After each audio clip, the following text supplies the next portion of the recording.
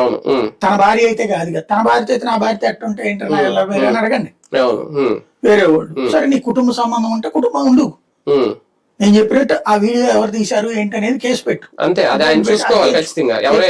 ఎవరు వెనకాల ఆయనకి వెనుపడి పొడుస్తున్నారు అనేది ఆలోచించుకోవాలి అంతే. బట్ ఇక్కడ కావాల్సిందల్లా ఏంటంటే అది నైతికమా అనైతికమా, అది అనైతిక ప్రవర్తన అది నో డౌట్ అంతే. వ్యక్తిగత కుటుంబ సంబంధాలు నీకు భోజనం పెడతా లేకపోతే ఇంకోటి పెడతా ఇంకోటి పెడతా, చాయిస్ ఈజ్ యువర్స్.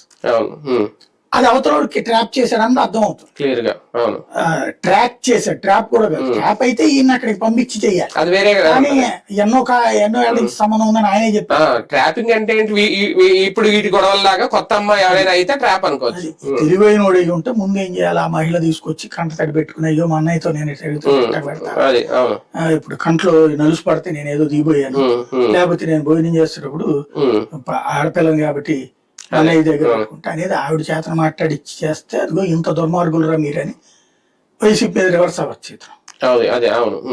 అలాంటిది ఏదో చేసుకుని ఉండాలి. కాకపోతే ఏంటంటే ఇన్సిడెంట్ జరిగినప్పుడు కంగారులో ఒక తొందరపడిపోయేసి రకరకాల డైవర్షన్ చేశారు. ఇప్పుడు ఇక ఏది చెప్పినా ఏదేదంటే తడికి లాంటి అబద్ధం, అది ఒకటి స్పష్టమైపోతుంది. కాబట్టి ఇప్పటికైనా వాస్తవంగా అయితే ఆయనే రిజైన్ చేయాలి, నైతిక బాధ్యత.